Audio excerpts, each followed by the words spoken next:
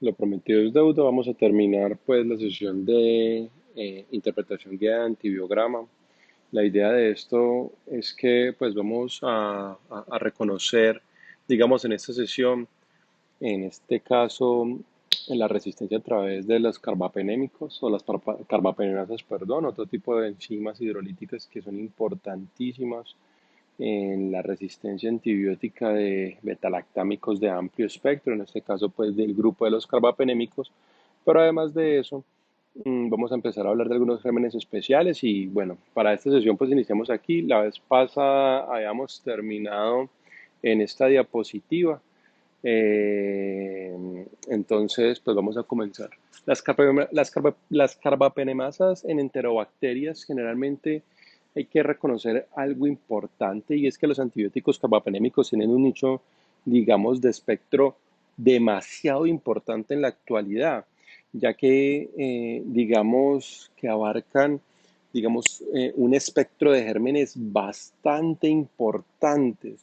Y la aparición de betalactamasas que hidrolizan los carbapenémicos definitivamente ha amenazado la utilidad clínica de esta clase de antibióticos y nos acerca un paso más a un desafío mucho más grande en la resistencia extrema farmacológica y probablemente si seguimos esta ruta en muy pocos años, como habíamos hablado en la anterior clase, pues estaremos en una era posantibiótico que ojalá no nos toque, porque va a ser muy difícil tratar algunos microorganismos pan resistentes y prácticamente hoy en día nos estamos quedando sin armas.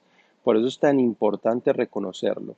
A lo largo de la historia, una vez empiezan a aparecer las carbapenemasas, estas son betalactamasas hidrolizantes de carbapenémicos que confieren resistencia a un amplio espectro de sustratos betalactámicos, muchachos, incluido obviamente los carbapenémicos. Es decir, si nosotros tenemos gérmenes que tenemos esta característica enzimática que hidroliza al carbapenem, pues espérese también que se lleve definitivamente al resto de betalactámicos. Por eso usted va a ver que en la interpretación de una KPC, pues probablemente lo que usted va a tener es una resistencia a todos los betalactámicos, como está este típico ejemplo, y entonces ahora sí qué camino cogemos. Definitivamente este mecanismo obviamente es distinto a otros mecanismos de resistencia mm, porque es a través de enzimas y no tiene nada que ver en la resistencia a los carbapenémicos, sobre todo en alteración en la penetración del carbapenémico a su sitio diana, como puede ser la modificación de porinas o inclusive la mutación o la creación de algunos canales de flujo que no permiten la permeabilidad a los carbapenémicos y que tienen que pasar por un proceso especial para poder llegar al sitio diana. Entonces, pues en las clasificaciones que hemos utilizado, en este caso, hasta el momento, del espectro de resistencia, las carbapenemasas se han organizado basándose obviamente su homología de aminoácidos en el sistema de clasificación molecular Ambler y ustedes lo van a ver más adelante pues cuando hablamos de Ambler, o creo que ya hablamos un poquito de eso, y es que todas las betalactamasas, en este caso las carbapenemasas, eh, que vamos a ver, pues van a ser de tres clases, la clase A, la clase D y la clase B. Definitivamente estas pues son o de tipo serina, que es la clase A y la clase D, o metalobetalactamasas, que es la clase B. Y cada una de esas pues tiene una secuencia genética distinta que caracteriza a bacterias, digamos, distintivas en cada una de las clases. Entonces, por ejemplo, las de tipo serina, que las tenemos de clase A y de clase D, generalmente las más abundantes de clase A es la famosa KPC. ¿Quién posee la KPC o este tipo de resistencia de KPC? Pues generalmente pues la Klebsiella pneumoniae, que es donde primeramente se describió, pues, y en este caso pues una beta-lactamasa de clase A se caracteriza por mecanismos hidrolíticos que requieren generalmente una serina en el sitio activo en la posición 70, pues que es lo que hablamos para su caracterización, y esto incluye penicilinasas, cefalosporinasas del grupo TEN, SHB, CTXM, pero lo que nosotros vemos aquí en este caso, y es que la más común es de tipo KPC. ¿Quién la posee? Pues ya la veíamos, Klebsiella pneumoniae, Cercospora, Enterobacter, Citrobacter freundis, Pseudomonas aeruginosa y Acinetobacter baumannii. Y ustedes pueden ver que en este caso, este amiguito que tenemos acá, la Pseudomonas aeruginosa, tiene distintas formas o distintos códigos genéticos que se pueden adaptar fácilmente y pueden generar patrones de resistencia por otros tipos de genes para una misma serina o para una misma clase de carbapenemasas de clase A, pues. Entonces ustedes las ven aquí como la GES a través de este lado, o inclusive aquí a través de una metalobetalactamasa clase B, a través de distintos códigos genéticos. El más común es el NDM1. Entonces, pues muchachos, hay muchos códigos genéticos que caracterizan la producción de las distintas carbapenemasas y que se han descrito actualmente, y hay muchas bacterias que pueden compartir y codificar esta secuencia genómica en su ADN y poder producir distintos mecanismos de resistencia que lo llevan a una misma contribución, y es la producción de carbapenemasas. Definitivamente la distribución de las carbapenemasas de Klebsiella pneumoniae, que es la más común y que es la que vemos aquí a través de la KPC, no solo la más común en nuestro país, sino en el mundo y en Estados Unidos. Y la primera descripción de este tipo fue en la década de 1990 en Carolina del Norte. Y se han identificado producción de KPC en el ambiente en casi todos los estados, pues donde más estudios hay epidemiológicos, pues en Estados Unidos, y inclusive mmm, podría decirse que en algunos estados se han descrito inclusive que el 32% de la comunidad pudieran llegar a producir KPC. Entonces esto es un problema, digamos, bastante serio que tenemos hoy en día, y yo creo que debemos seguir con rigurosidad las recomendaciones de comités de infectología y sobre todo tratamiento adecuado de heces y la identificación del mismo. Y recuerden que eh, es importante tener en cuenta que el mal uso de ciertos antibióticos, sobre todo algunas cefalosporinas inductoras, pueden llegar a producir este tipo de mutantes, y se volvería muy peligroso para nuestra comunidad. Hay factores de riesgo inclusive adicionales a colonización, como aquellos pacientes con trauma, diabetes, malignidad, trasplante orgánico, aquellos que tienen un trasplante, pues, o son receptores de trasplante, ventilación mecánica invasiva, catéteres venosos, sondas urinarias, estado funcional deficiente. Todos esos son factores de riesgo independiente que tiene cada uno de los pacientes y que le permiten o favorecen la colonización con este tipo de gérmenes. Y es que hay un problema adicional en estas carbapenemasas, y es que sus elementos genéticos son móviles de bacteria a bacteria, y generalmente puede pasarse por transposones o plásmidos y tiene un potencial de transmisión muy importante, y sobre todo asociados a Pseudomonas. Entonces, pues yo sí quiero volver a llamar la atención de todos ustedes para que sepan que es importantísimo interpretar muy bien el antibiograma, y no solo interpretarlo, sino empezar a tomar cierta responsabilidad en el uso de terapias antibióticas que pueden promover la aparición de este tipo de resistencia, y que se pueden volver un problema muy serio para las clínicas donde ustedes están trabajando, los hospitales donde están trabajando. Bueno, entonces, hablando un poquito pues de las carbapenemasas, ustedes pueden ver, y lo volvemos a decir, hidrolizan todos los betalactámicos, inclusive obviamente los carbapenémicos, y ustedes van a encontrar todo ese aspecto. Eh, Además de eso, pues ya lo habíamos dicho, que se mueven a través de plásmidos.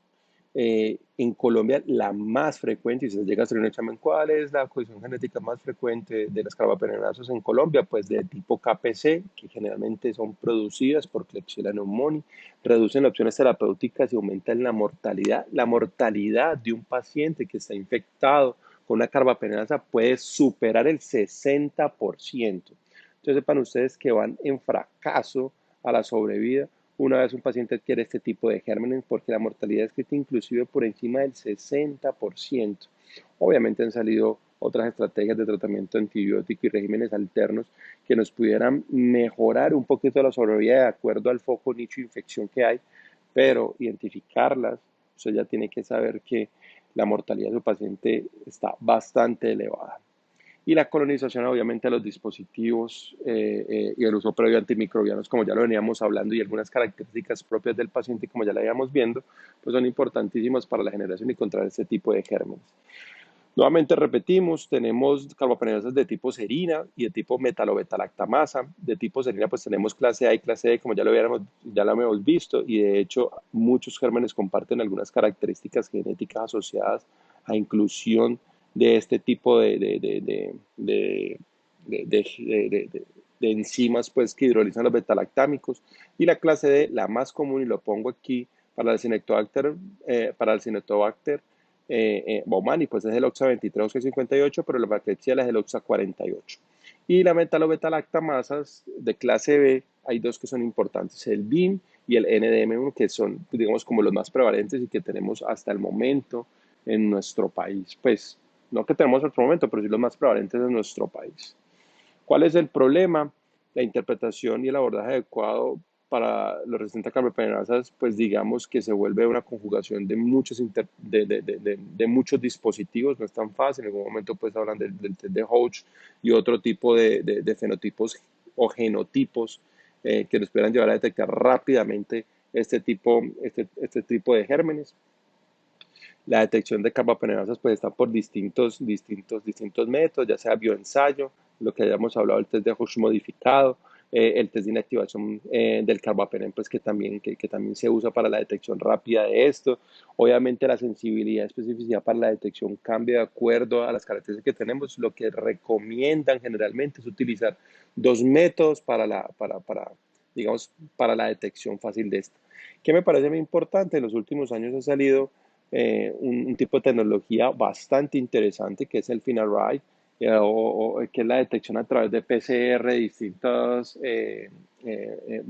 digamos, patrones genéticos de resistencia, que es rápidamente reproducible y que inclusive una persona lego o poco entrenada en el procesamiento del FINARRAY se puede demorar hasta 1.5 horas. O sea, una vez esto se detecta, muchachos, en sangre, pinta el cultivo, hacen el gram, pueden meter de acuerdo al panel infeccioso que estemos buscando un FINARRAY, y entonces lo que se hace es buscar por paneles microorganismos específicos con factores de resistencia específicos, y lo que hace el FINARRAY es purificar esa muestra y a través de una PCR multiplicar la secuencia genómica a través de un iniciador y multiplicar, y el que más se multiplica pues es el que se va a codificar o el que va a mostrar el FINARRAY, y finalmente pues va a decir el tipo de germen que tenemos con un patrón de resistencia definido, característico y que es de rápida detección.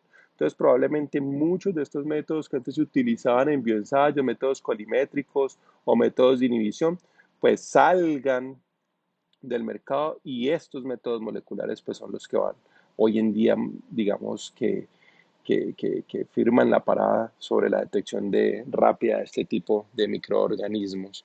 Siempre es importante en el pie de notas de las carbapenemasas, eh, eh, importantísimo siempre cuando se detecte que interconsulta obviamente al infectólogo, pero además de eso, siempre sí o sí hay que aislar este tipo de pacientes. Ahora bien, ¿cómo se la reconocemos fácilmente? Pues fácilmente la reconocemos porque tenemos una resistencia a todos los betalactámicos, incluyendo a todos los carbapenémicos. Ustedes tienen esto y dicen, esto es una carbapemenasa. ¿Cuál tipo? Pues no lo sabemos. ¿Qué hay que hacer?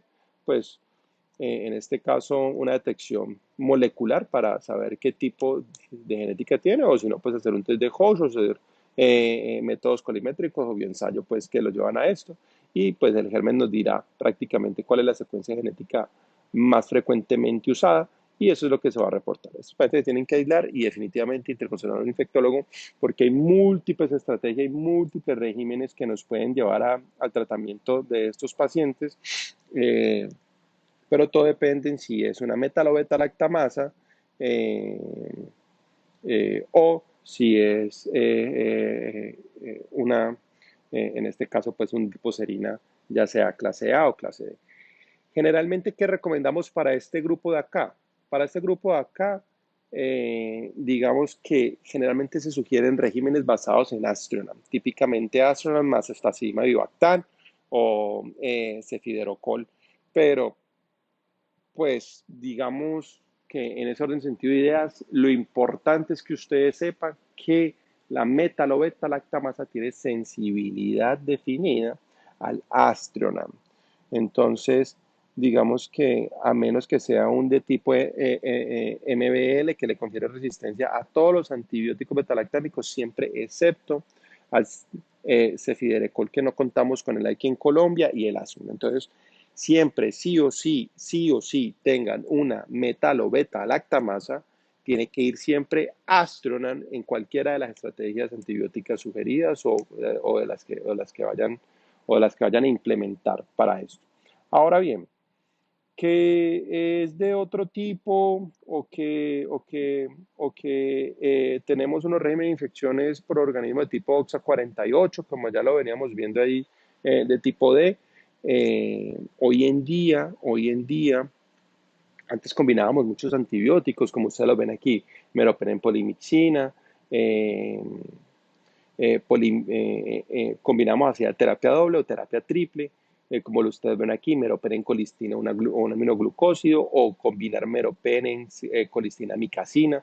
Y el- digamos que la curación o la posibilidad de curación con estos pacientes pues no superaba más del 30-40% independientemente del esquema antibiótico que utilizáramos. ¿Qué hemos visto en los últimos años con la aparición de nuevos antibióticos o más bien nuevas asociaciones? Que esto puede aumentar un poco. Entonces, digamos que cuando tenemos, si bien esto, pues desde el 2016, más o menos a partir del 2019, 2020, 2021, venían nuevas moléculas como son la ceftazidima vivactan, meropenem barbobactan, imipenem-cilastatina relebactan, o inclusive el cifiderocol, el cefiderocol, y este último pues no contamos con él aquí en Colombia, pero pues son nuevas moléculas que nos han permitido, digamos, una tasa mucho más alta de curación con este tipo de gérmenes. Y es que para el tratamiento de esas infecciones, generalmente lo que hoy utilizamos y tenemos disponibilidad aquí en Colombia son las Staphylococcus aureus o una de las otras combinaciones novedosas más inhibidor de letalactámicos, como ya la hemos visto, que no están en esta charla. Pues porque se hizo esta charla, pues estas diapositivas son del año 2016 para atrás. Entonces, pues no vamos a encontrar eso. Pero sepan ustedes que hoy tenemos nuevas moléculas que están generando nuevos resultados, como el meropenem barbobactan, vuelvo y lo repito, y mi penicilestatina relebactan, o el cefiderocol, que ya contamos aquí en Colombia, utilizamos en muchas clínicas, aquí en la ciudad de Cali, ceftazigma vivactan. Entonces, pues muchachos, hay nuevas moléculas que hay que saber utilizar. Mi recomendación es que deben ser utilizadas solo con el aval del infectólogo, si ni siquiera del internista, con el aval del infectólogo. Y pues si uno en ese orden de ideas, porque este tipo de nuevas moléculas tenemos que salvaguardarlas y tenemos que ser muy responsables en su uso, ya que durante muchos años hemos abusado de nuestros antibióticos, con lo que hoy generalmente pudiéramos tener, digamos, con lo que hoy tenemos un poco espectro o una poca gama de antibióticos para este tipo de gérmenes tan resistentes o que hemos generado estas cepas tan resistentes.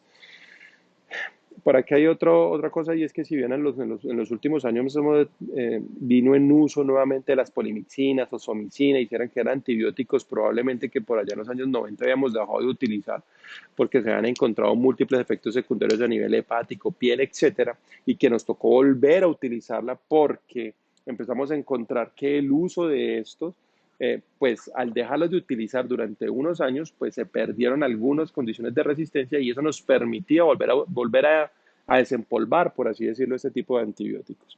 Pero ya hemos definido que cogen rápidamente resistencia por condiciones fisiopatológicas que hablábamos en la anterior charla y hay mecanismos de resistencia intrínsecos cromosomales, así como adquiridas por plásmidos transferibles, a través de resistencia codificadas por gen como el MCR1, que codifican fosfoetanolamina transferasa y modifican la carga de lipopolisacáridos positivos, y eso lo que hace es cambiar la característica, en este caso, a resistencia, el mecanismo de acción de las polimixinas. Entonces, eh, sabemos que una vez se modifican, digamos, el sitio Diana, pues no hay mucho que hacer para este tipo de antibióticos, y ya sabemos que esta resistencia ha venido increciendo. Entonces, pues prácticamente nos quedamos, en algunas ocasiones se utiliza digamos, la combinación con polimixinas, pero lo que recomendaba hasta el 2016 era polimixina. ¿Qué hemos visto? Pues gracias a las nuevas moléculas, pues podemos dejarla un poquito más atrás.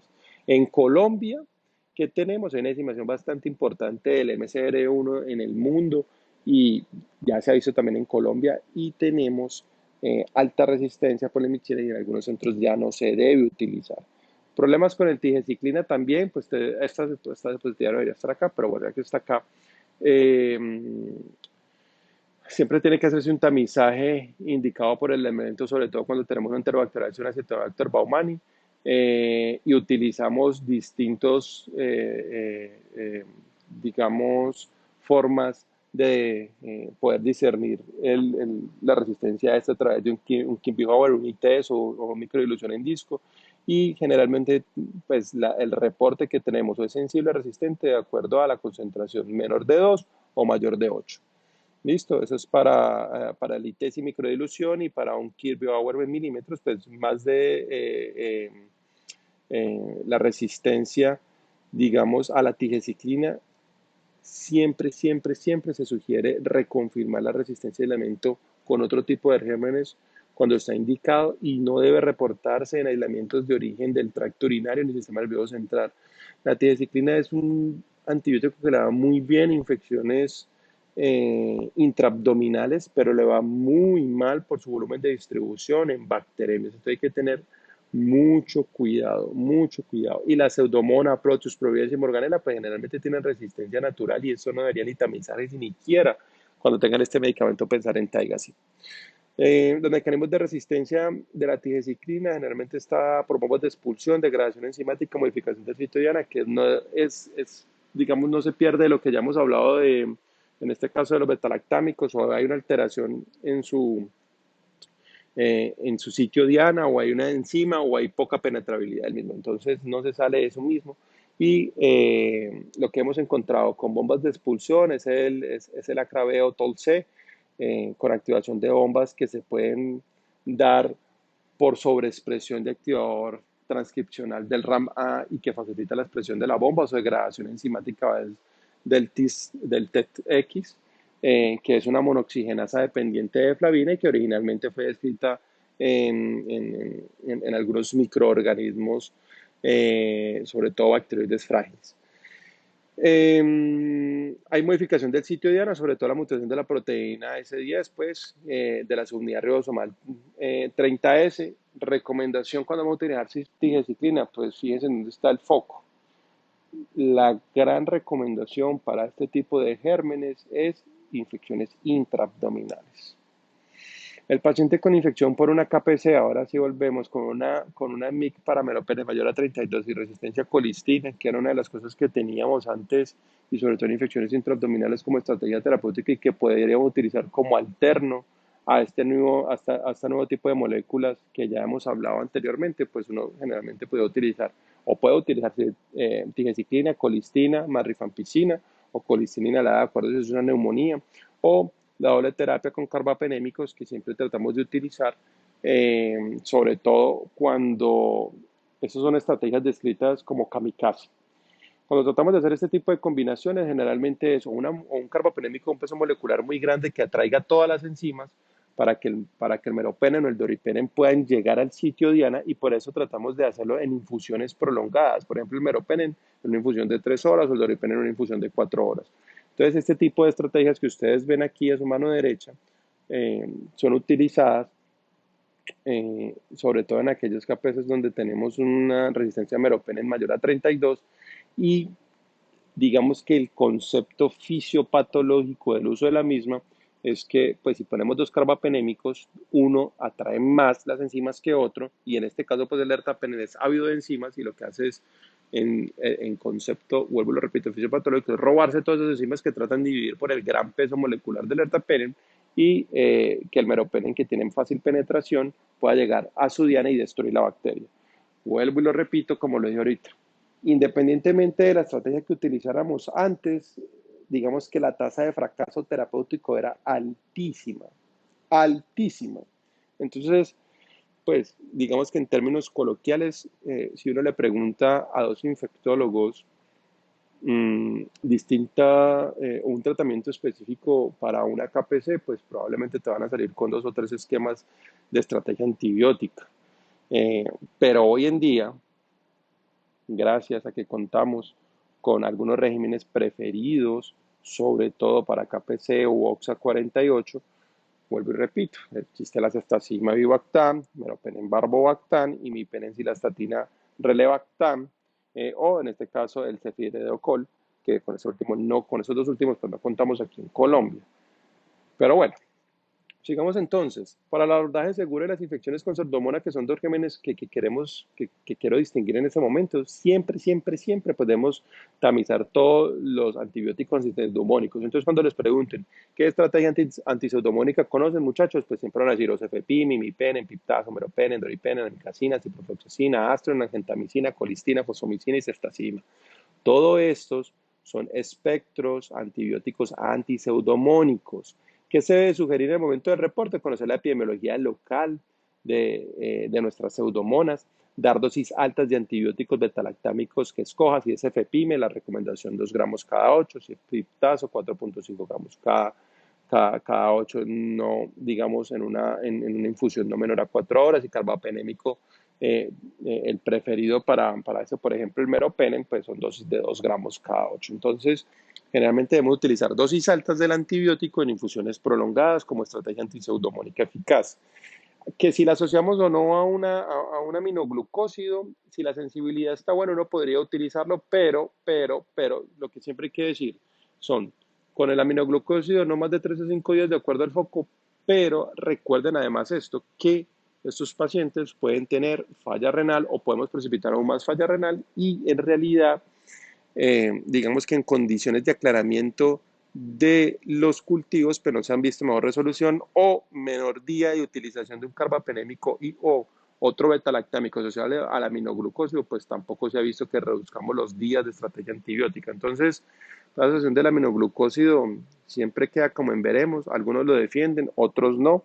Y bueno, pues si lo van a hacer, sepan que pueden llevar a mayor riesgo de falla renal, y que tienen que utilizarlo siempre con un tiempo muy, digamos, un tiempo de tratamiento antibiótico muy reducido.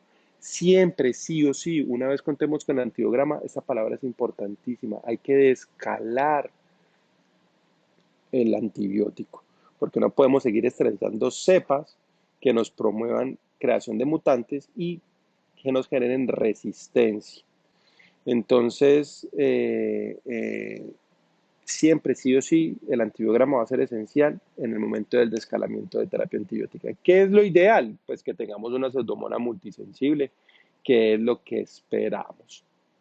¿Listo? ¿Qué es lo que esperamos?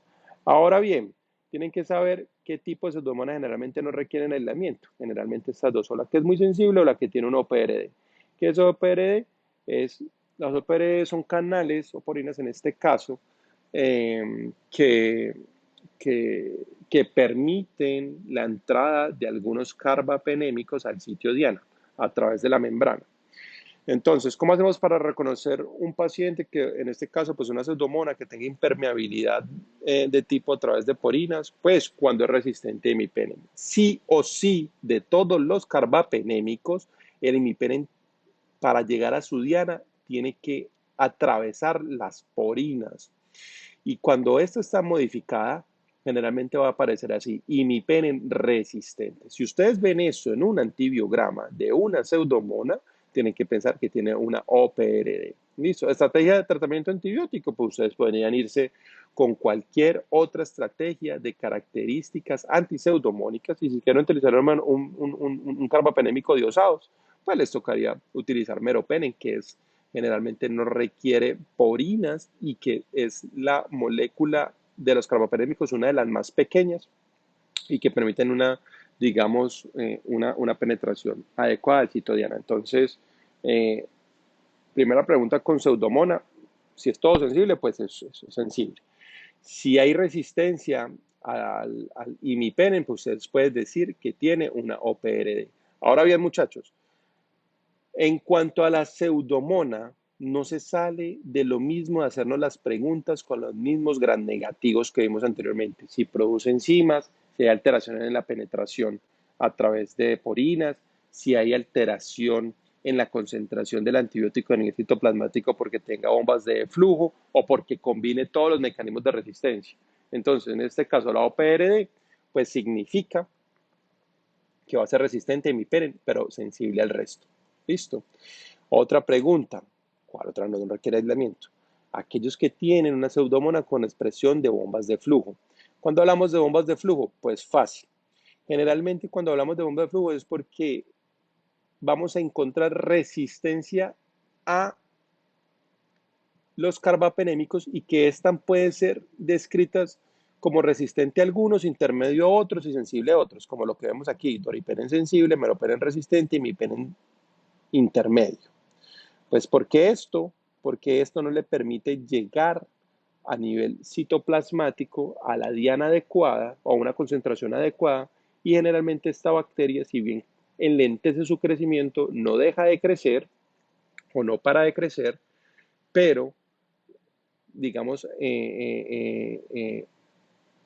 promueve a que generen otro tipo de resistencias y que además las eflujo lo que permiten es que no haya unas concentraciones adecuadas a nivel citoplasmático, en este caso del carbapenémico subsecuente. ¿Qué vamos a encontrar? Generalmente resistencias, como lo acabo de decir, distintas sensibilidades a los carbapenémicos. Meropenem resistente, que generalmente es lo que vemos en las eflujo, y imipenem intermedio y doripenem sensible. Pero ahora bien, que tenemos,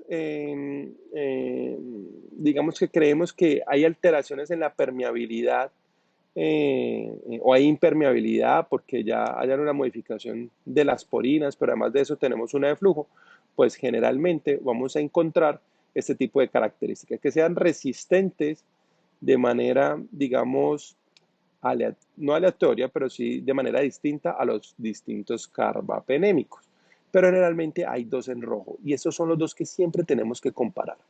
Si el meropenem es resistente y el imipenem es intermedio, usted piense que tiene un eflujo. Pero si usted tiene resistencia a imipenem, resistencia a meropenem, pero usted ve que hay otros betalactámicos que sí, como que no, porque se parece a su estructura molecular, entonces el doripenem intermedio y el CFP intermedio, usted puede sospechar que ese paciente, además de tener una impermeabilidad, como lo vemos aquí por el imipenem, pues puede tener un eflujo porque además es resistente a meropenem o resistente a doripenem. ¿Listo? Entonces, cuando ustedes tienen ese patrón de resistencia RR o intermedio aquí y R aquí en doripenem, que son las moléculas más pequeñas, generalmente deben sospechar que ese paciente tiene una impermeabilidad más eflujo. ¿Listo? Importantísimo esto, lo que hemos visto allá atrás. Pseudomonas que producen KPC o pseudomonas que producen carbapeneras. ¿De qué tipo? O metalobetalactamasas, pombino o NDM o KPC.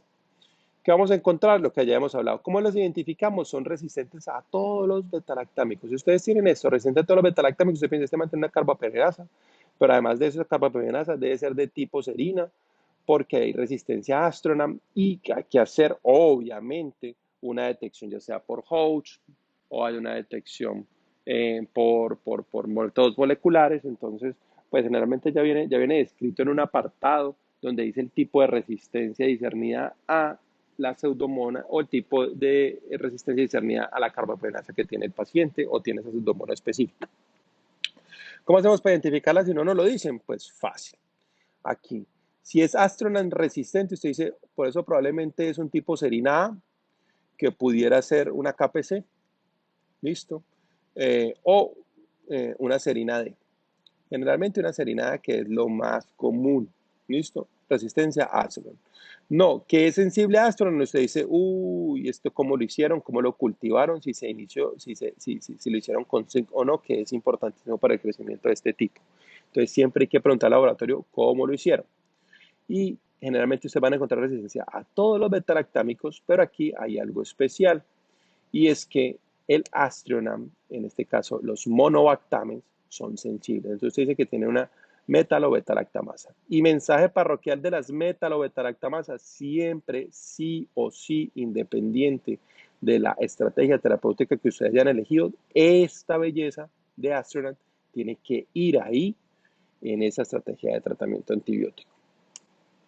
Ahora bien, el abordaje para esa pseudomona, pues si el paciente está estable o inestable, pregúntese siempre lo que hemos dicho. Si es sepsis con estabilidad hemodinámica y puede utilizar monoterapia, piptazo cefepime le va muy bien, dosis de cefepime ya le hemos hablado, 2 gramos cada 8 en infusión de 4 horas, o piptazo 4.5 gramos cada 6 horas en una infusión de 4 horas. O si el paciente está con inestabilidad, pues depende del tipo de germen que tenga, ya lo hemos hablado. Hasta el 2016 hablábamos de otro tipo de terapia, eh, eh, pero después del 2016 empezamos a hablar de otras características antibióticas. Aquí, si tenemos inestabilidad hemodinámica, pues le va mucho mejor a meropenem, que lo pueden utilizar 2 gramos cada 8 horas en infusión no menor a 3 horas, y podrían adicionarle una micacina, pero recuerden que puede llevar a mayor falla renal. Y la pseudomonas resistente a meropenem, siempre utilizar las combinaciones con polimixina o colimixina inhalada si el foco es neumonía, o considerar fosfomicina intravenosa o ciprofloxacina de acuerdo a la sensibilidad, si está sensible o no, y sobre todo si el foco es urinario.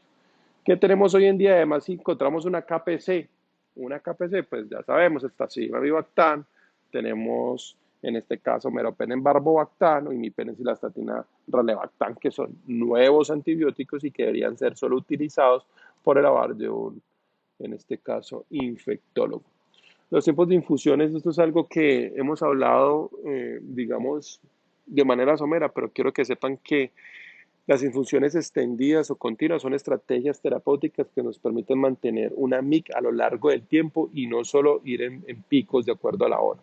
Entonces, siempre logramos mantener una MIC del antibiótico por encima de la concentración inhibitoria mínima para bacterias en el tiempo necesario para evitar siempre la dosis subterapéutica, de las cuales se correlacionan siempre con menor eficacia y selección de resistencia. Para el piptazo, 4 horas. Para el cefepime, no menor a 3 horas. Para el doripenem, no menor a 4 horas. Entonces, esto, pues digamos que son estrategias que podemos utilizar para pacientes con pseudomonas.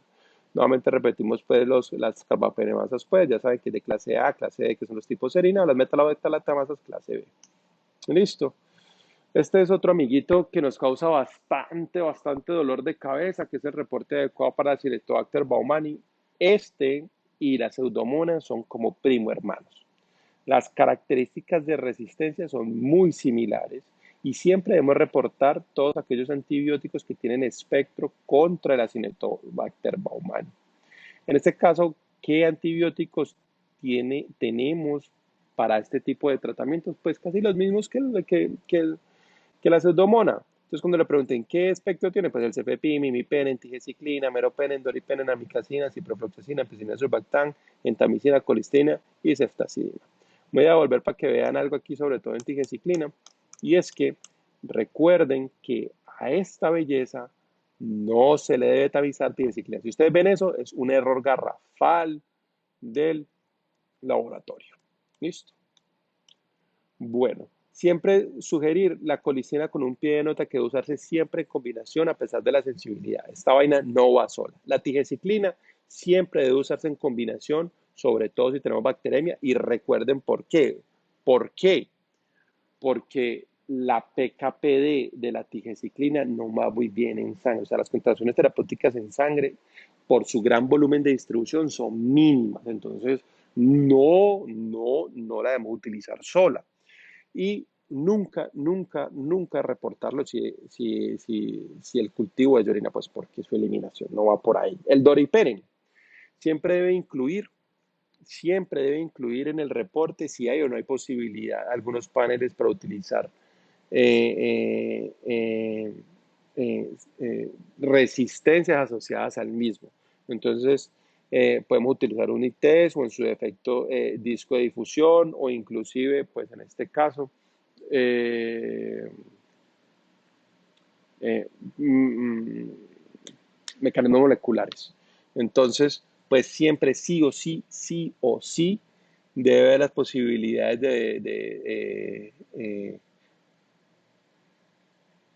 si no tenemos estos paneles, utilizar ITES o en su defecto, pues difusión en disco. La interpretación del antibiograma, puntos claves, recuerden lo siguiente, que el Acinetobacter baumannii siempre produce AMSE, o sea que así eso les salga sensible, ustedes tienen que saber que ustedes no deben utilizar un antibiótico que se lleve los AMSE. Que la Acinetobacter baumannii posee carbapenemas cromosomales conocidas como la OXO51, que ya la habíamos hablado, y hidrolizan los carbapenémicos de grado variable, y que la Acinetobacter baumannii es una bacteria que se transforma y por lo cual siempre requiere aislamiento de contracto, siempre. Y a esta vaina le encanta vivir en los fomites y de hecho es causante, junto con la pseudomona, de cierre de muchas unidades porque en algunas ocasiones hay que hacer desinfección terminal de la unidad porque se convierte en un problema de expansión exponencial en muchas de las unidades de cuidado intensivo que no tienen cuidado con los fomites en este tipo de bacterias y que las poseen algunos pacientes. El tratamiento, mmm, digamos que cuando vamos a utilizar monoterapia depende de la sensibilidad del espectro que nos están reportando eh, y siempre sí o sí, pudiéramos ir dependiendo de las características o con una ampicilina sulbactam o un carbapenem, sobre todo imipenem o meropenem, cuando es sensible. Ahora, cuando es resistente a carbapenémicos, pues las famosas dichas combinaciones, colistina polimixina, marrifampicina o tigenciclina, y para neumonía nosocomial, inclusive, pues lo que ya hemos hablado, colistina inhalada. ¿Qué hay de nuevo? Pues que tenemos nuevas armas. Ceftazidima avibactam, meropenem barbobactam y mipenicilestatina relevactam. O en este caso, el cefiderocol, que nos va bien con él. Entonces, pues, vuelvo y lo repito, son utilizadas por el infectólogo y todo depende de nuestra epidemiología local. Si es sensible, pues, hermano, el que nos gusta y está hemodinamicamente estable, o ampicilina sulbactam, meropenem o cefepime, sepa que el fracaso es mucho mayor con ampicilina sulbactam que un carbapenémico como terapia inicial. Y si hay inestabilidad hemodinámica, pues puede asociarlo eh, o meropenem si está solito, pues, o si hay resistencia, siempre mirar la combinación meropenem polimixina. Y recuerden que la Acinetobacter baumannii resistente al meropenem deben utilizar en combinación con polimixina B, colistina inhalada o Tigasil o los nuevos antibióticos. Listo. Siempre sí o sí, una vez tengamos un antibiograma dirigido y haya la oportunidad de escalar el paciente, se debe de escalar porque esto va a evitar creación de cepas mutantes. Bueno, muchachos, yo creo que eso era lo que tenía con respecto a esta última sesión, que no era mucho eh, con respecto a la sesión anterior. Y al final de esta charla, pues hay unos antibiogramas que quiero que ustedes traten de interpretar. Y bueno, en la próxima clase que nos veamos de la siguiente sesión, independientemente del tema que veamos, pues vamos a resolver en menos de 30 minutos pues todas las dudas que tengan con respecto a este. Muchas gracias.